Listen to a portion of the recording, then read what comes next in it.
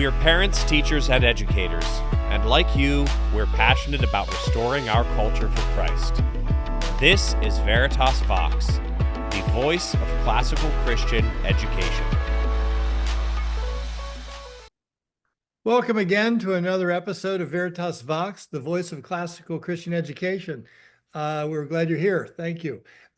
Sarah, we're so happy to have you here. How do you say your last name? Hernholm?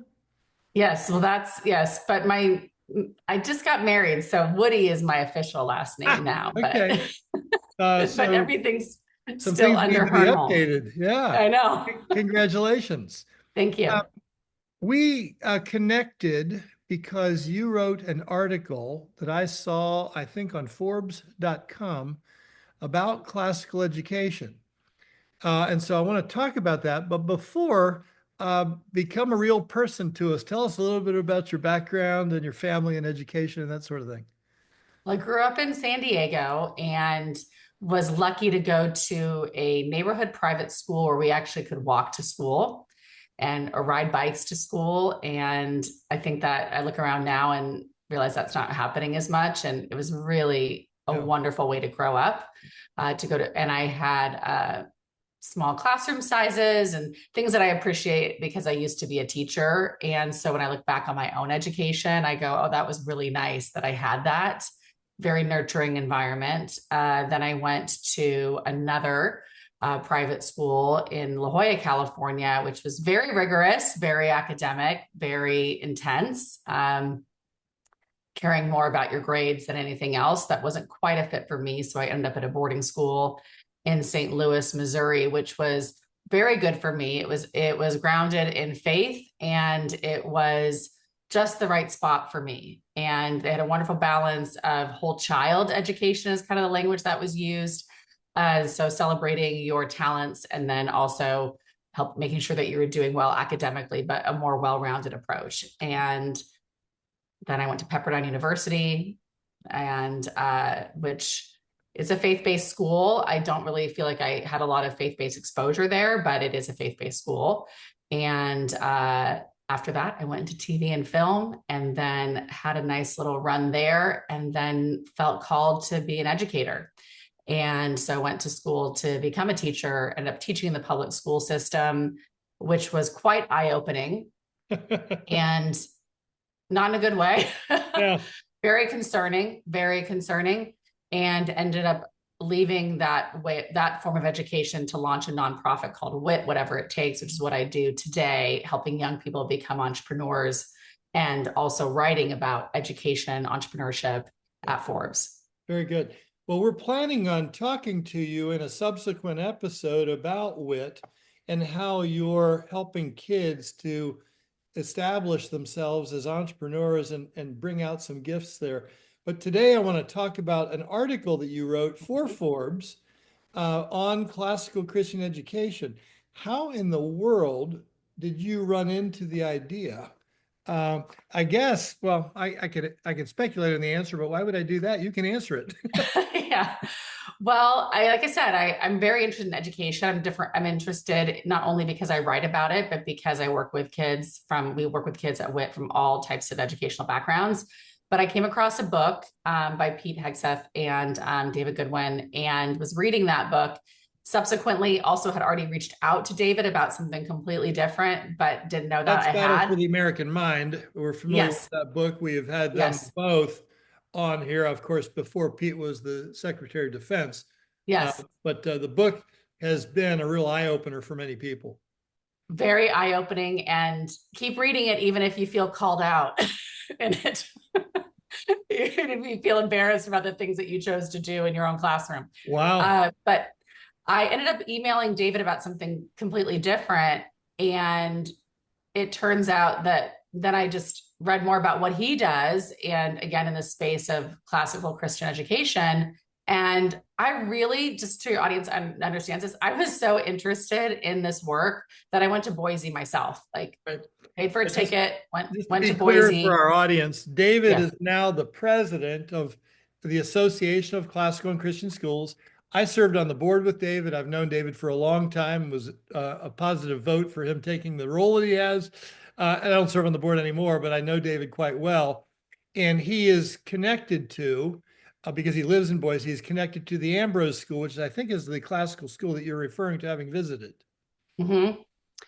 And I went out there not knowing I was going to actually visit a school Oh, you because I did? wasn't sure if that was too big of an ask, but just to Okay. really meet and talk with him about the work and in the school and the whole foundation of the education this process. And in our conversation, I said, I really hope one day I can see it in action. And he said, hop in the car, let's go. And I'm so grateful I did. Very game changing for me and my perspective. And we can get into that if you want, but ultimately my exposure to that in that conversation, and then with my own eyes experiencing it, no prep on the school, like, oh, she's coming and she's writing about us. He actually intentionally did not introduce me as somebody who was writing about it, which I appreciated. And so I really got to see everything in its purest form and was blown away. Yeah. What were the things? Well, let's not go there yet. What was it about classical Christian education that got your attention from um, Hegseth and Goodwin's book? I I think know there's they something, refer to it at the end as yeah. the answer to the anecdote, not the anecdote, the answer to the problem that they bring out in the book. Was that it, or was it more than that?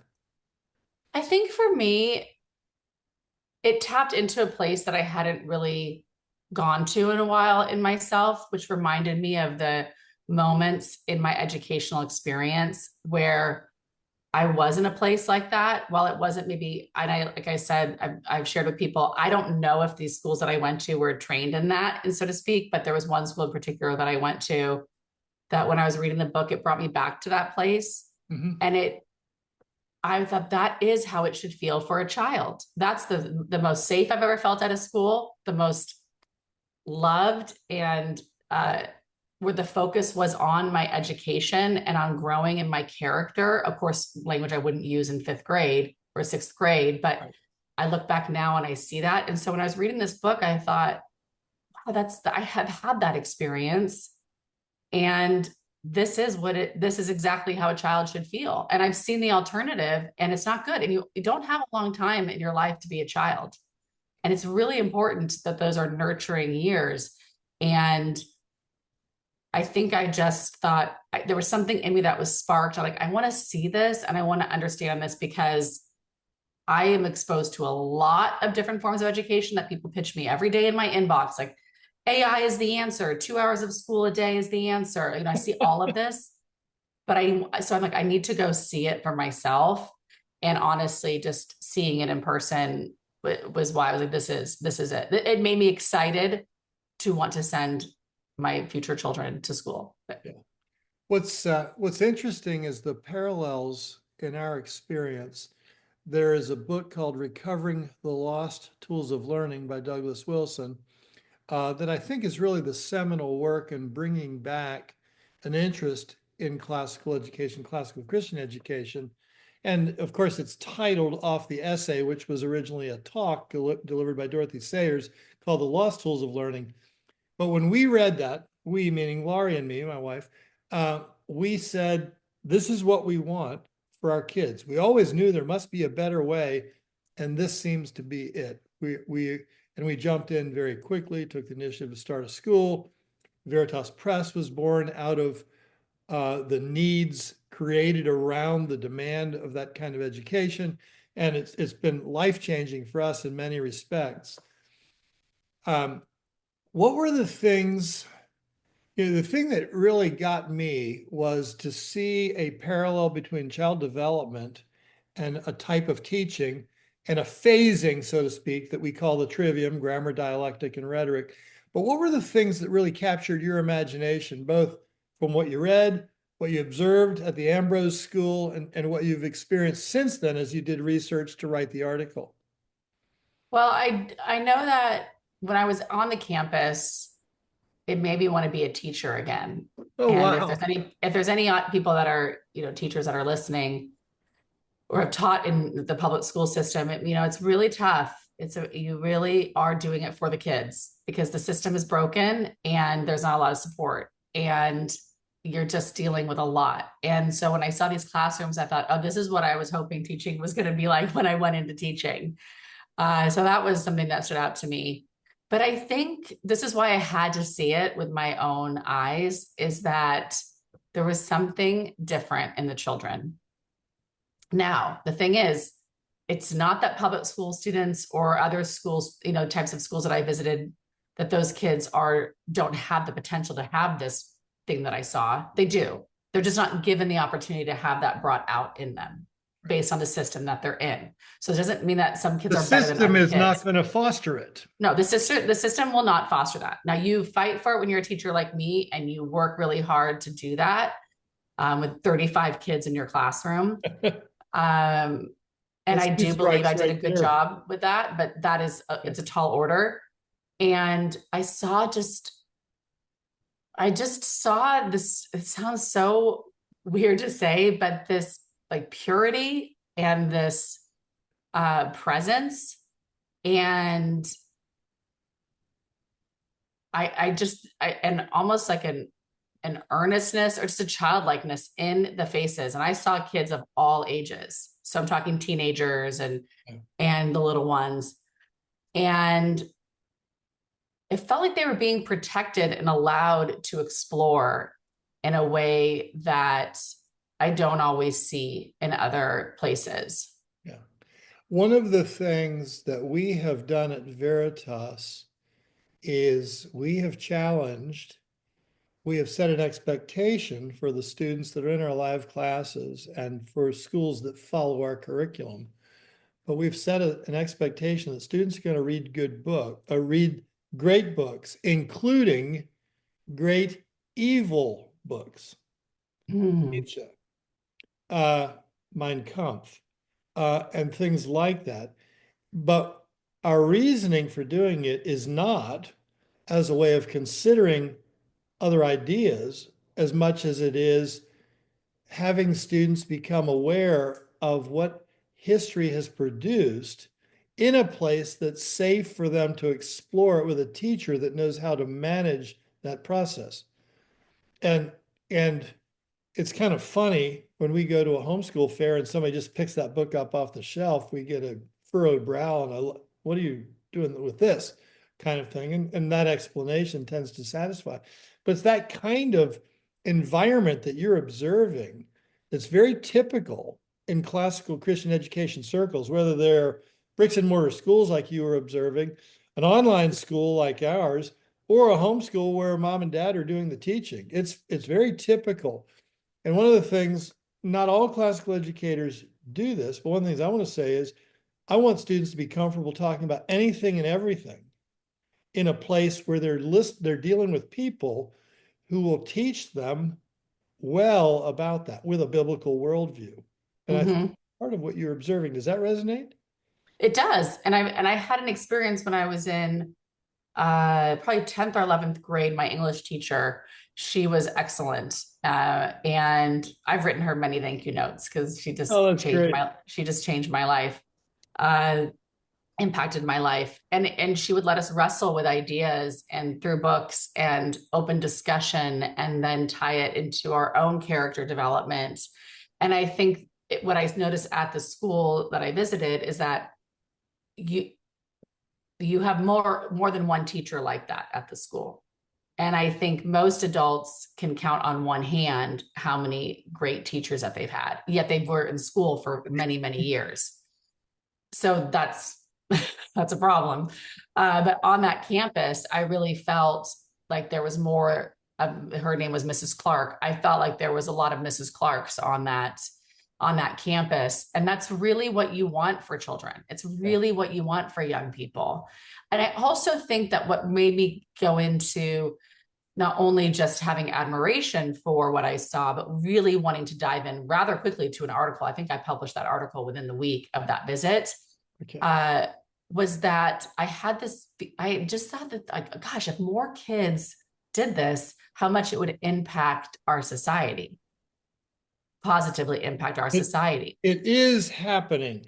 I've been around classical education longer than most, not as long as everyone. The book that I referred to that really started at things was written in 1991. And at that point, the school out of which the book, that was the subject matter of the book, was 10 years old. But back then, there weren't many. There was one, I know of one other classical Christian school, Cara Paravel in Topeka, Kansas, and they didn't know each other at that point. The two schools didn't know that the other existed.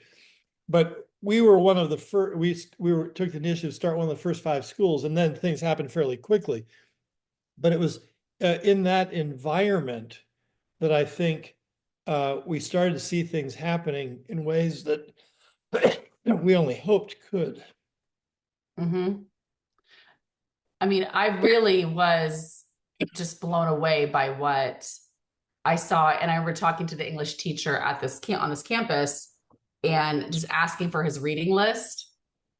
And then he told me all the books he was reading. And I said, oh my gosh, I want to be in your class. Like I said, I want to teach this. I want to be in this class. I was so enthusiastic. And I just think it's important to note that I visit a lot of schools. And oftentimes I leave thinking about, okay, how can I raise money for them to get an arts program? How can I get people, like, bring awareness to their need for food? Like, I mean, there's just so many things that I usually go on a campus and I leave needing to take action to help, which is fine. But this one, I just thought, oh my gosh, I just want to amplify what you're doing and let people know it's an option. Yeah. Before we forget, tell everyone where they can find the article that you've written, the name of it, of course, and I guess the website that it's on, to make it easy for people to find. Well, the articles, the easy way to do it would just be to go to Forbes.com and you can search my name. You can search Sarah Hernholm, last name Hernholm, Hernholm. All my articles pop up, but you'll see it's right there. And I guess I should know I don't know my article titles by heart, Well, it's but the $10 billion something. Yeah, it's I don't $10 million have in the industry title. of Christian education. Yeah. Yeah. How did you come about? I was shocked at the $10 billion number, and I'm as invested in this world of classical Christian education as anyone. Where did that come from? Just my research, I'm putting together. I mean, I think the good thing is you have to ground everything in fact when it comes to something, when you're writing well, you should do that when you're writing any article for any publication, but especially for Forbes. This is very financially driven, right, in terms of when you talk about numbers like that. So for the reader, the audience, you can go to it. Everything's linked. It gives you the data that supports that number and why that was the number that I shared. And for a lot of different reasons, when you think about the different elements of what the industry consists of, I think you'll go in and you can see the article. It's layered as to how we got to that number, but it is backed up. Yeah, there are, of course, the Association of Classical and Christian Schools was founded in the 92, 93 timeframe. I was one of the original board members, so I should remember the year. So you have that with at this point 500 to 600, I think, member schools. Probably even more so is the homeschool population of classically educated kids or kids getting a classical education. What are the things that you would observe as somebody who's relatively new to this discussion? What are the things that you would observe about opportunities and cautions? For getting into something like this? To parents, to administrators, you have a lot of experience considering anybody that writes on education, which you do regularly, is going to have some opinions about what works, what doesn't work, what's appealing, and what's enduring. And so I'm asking you, as somebody who has maybe a little bit better sense of as an outsider to the people that are already swimming in the pond, so to speak, of classical Christian education. I'm asking you to observe and maybe talk a little bit about what you see as things we really need to make sure we keep our nose to the grindstone on, or to use another way of talking about it, sticking to our knitting. The other is, what are the cautions you might offer from what you've seen in your experiences and in your writing and reading on education? Well, I think that sometimes, and what I've seen some really good schools get just derailed, honestly, and not any that are connected to classical Christian education that I know of, because like I said, I'm new to learning about it, but I have done my research and I have visited, so I want to say I'm speaking from like my personal experience and exposure. But what I've seen some really great top schools in our country get derailed over is just following trends and thinking that they need to, like, all of a sudden, if that's the question, like the things that I would be really, wary of as a program, as a school, is that don't take the temperature of of the country, so to speak, or the trends, and then try to incorporate that into your school.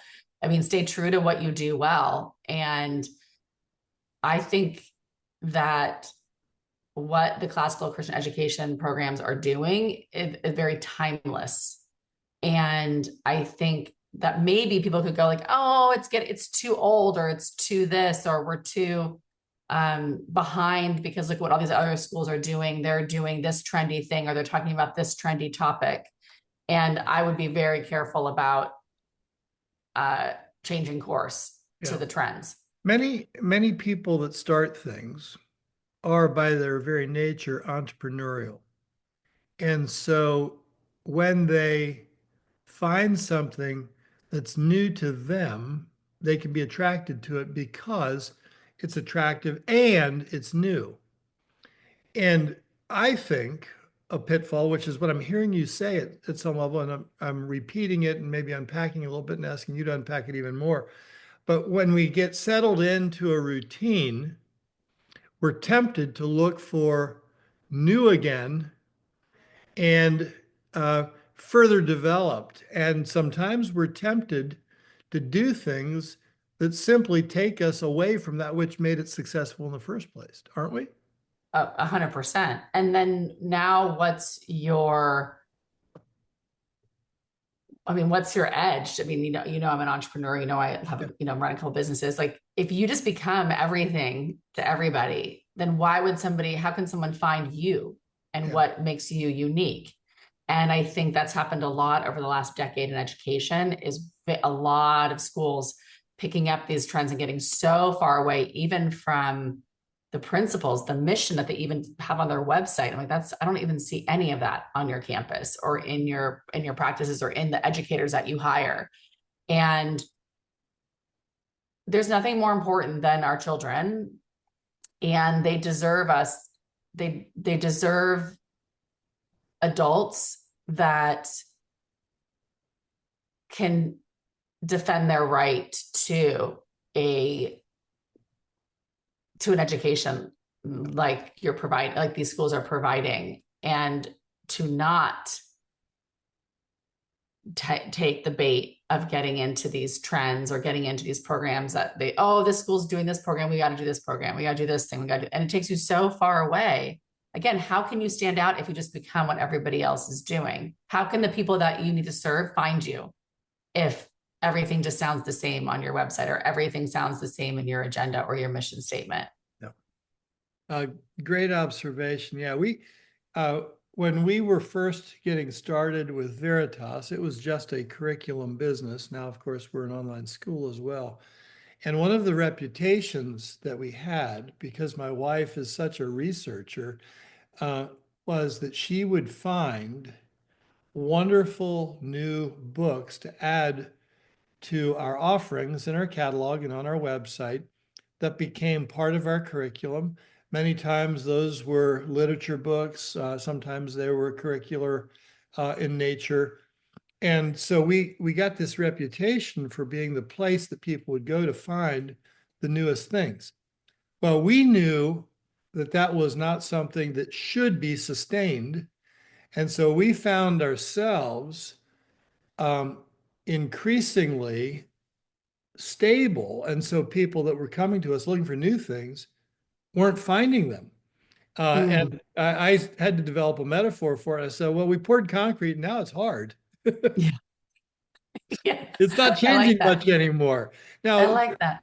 we do allow for the fact that there are sometimes better curricula produced, better tools available is another possibility. Hmm. And so the idea is to maintain, from our standpoint, and I'm telling you this so that you can comment on it, but to maintain the stability while always being willing to look at things and run it through the grid of what worked and what works and what is effective to see if we have, in fact, found or created a better mousetrap to do the same thing, but to not be looking for a substantially different methodology or approach.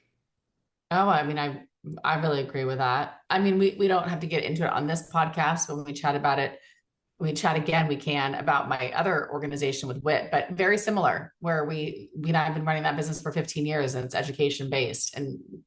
And there's a reason that people were not a fit for everybody. And if you come to us, they're really grateful that we do what we do, because we're, Yeah. sometimes you're not for everybody is a good thing. I love that as a teaser, Sarah, to get Yeah. people to come and hear about your business of helping to create entrepreneurs.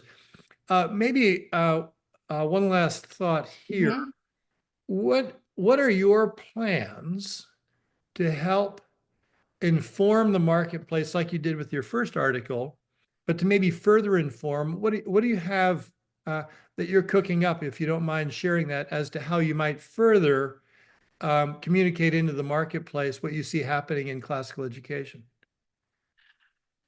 I guess I'll give away some Oh, things good. that I are, didn't know if I yeah, you're could going to hear it egg you into first. that or not. That's exactly You're what I going hear. All right. you're going to hear it first. Okay. Here's what I think this is what I'm playing around with.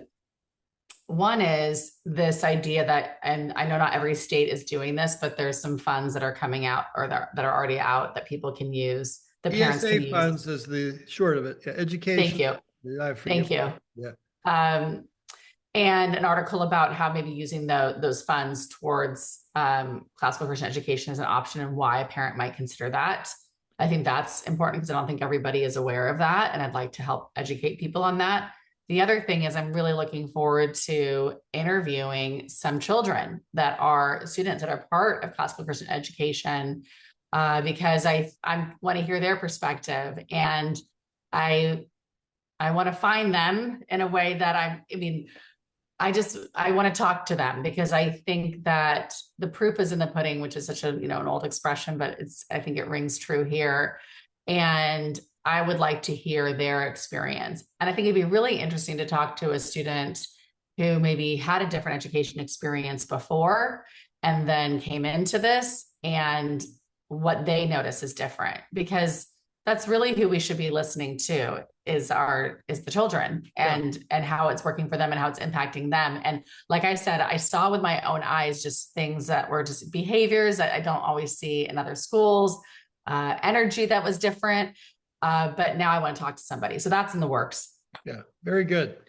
Well, this has been wonderful. Sarah, thank you so much. Thank you for the article you wrote. Thank you for your interest. Look forward to seeing a follow-up article like that. And folks, thank you for joining us at Veritas Vox, the voice of classical Christian education. Sarah, thank you.